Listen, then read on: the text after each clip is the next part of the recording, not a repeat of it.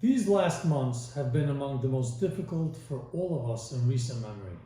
So many of us experienced unimaginable personal pain, losing too much and too many too soon. I want to be honest with you and give you a clear update on the position that we find ourselves in. Last week, I have attempted to engage in good faith with the governor's senior officials in the hopes of a constructive dialogue on a path forward. Instead, the governor's rhetoric has become darker and his tactics more heavy-handed. For years, our city has suffered the fate of an ego contest between our two executives. Governor Cuomo and Mayor de Blasio have been at each other's throats for as long as they have been in office, much to the demise of our great city. We have seen and continue to see the terrible effects of this baseless, self-centered fight. By the way, there's so much they could learn from how nicely my 2-year-old gets along with my 6-year-old.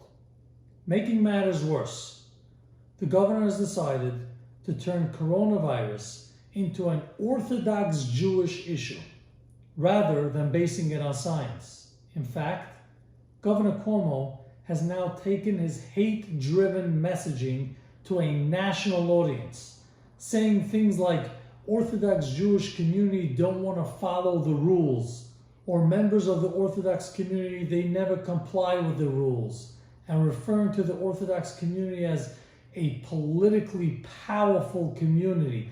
This is outrageous and divisive language. He is shamelessly stoking the embers of anti-Semitism. There's no other way to put it. Let's be honest. Had President Donald Trump been the one saying these words, Andrew Cuomo would have been the first one out of the gate condemning him. Mr. Governor, maybe it's time to take a real long look in the mirror. While you and the mayor were busy trying to upstage each other with conflicting information back in March, we shut down our synagogues and our schools. We do follow the rules. Perhaps you are unaware of the basic facts, given that you only visit our community once every 4 years prior to your re-election. And even then, it's a tightly scripted visit. We know the metrics the government is using do not represent the full picture, particularly during the 3 weeks of Yom Tov season, when mostly those feeling ill were testing. The system was not built for only those feeling ill to test. Additionally, we are large families. In fact, the Department of Health has confirmed to me that in our community, there's a lot of in-house transmission, a direct result of large families being in quarantine.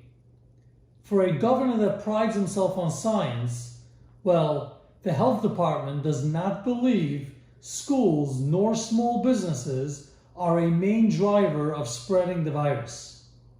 Again, while there's divisive discrimination coming from the top, there's no doubt we have to do our part in helping stop the spread.